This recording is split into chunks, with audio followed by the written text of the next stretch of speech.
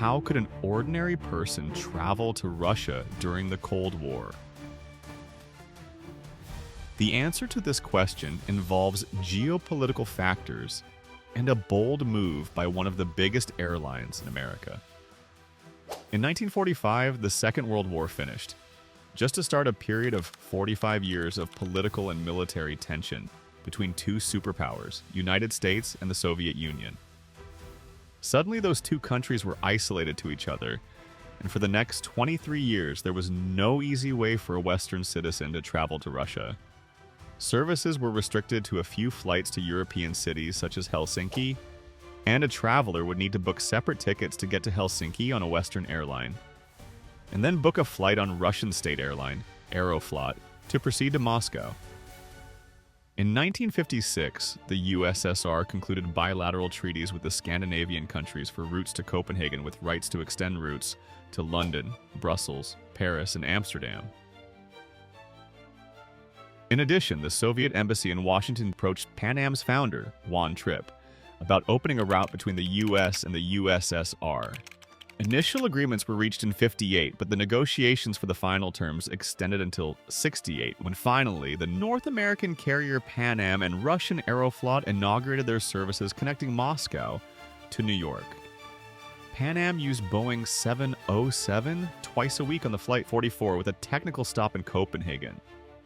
Aeroflot used an IL-62 with a stopover in Montreal. For the next 10 years, Pan Am Flight 44 would depart towards Moscow on Mondays and Fridays, returning as Flight 45 on Tuesdays and Saturdays. During the 70s, the flight changed to 102 and 103 with stopover in London.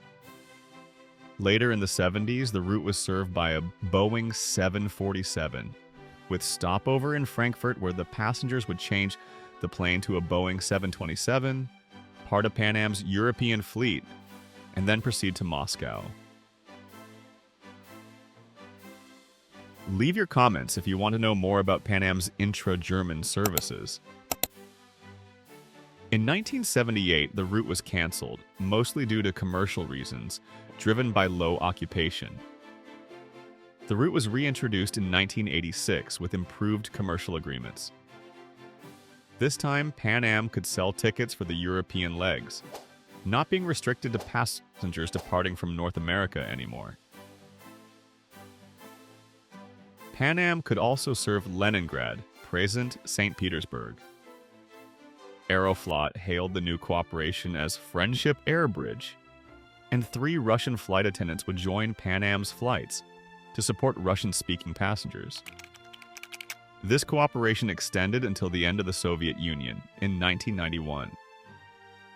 Ultimately, the cooperation between Pan Am and Aeroflot marked an improvement on the geopolitical tensions between both countries and contributed to the collaboration between the two countries. The Russian airspace, however, still remains turbulent. Check the video on the card to know more about present sanctions on Russian airspace. Leave your comments if you like this video, and thanks for watching.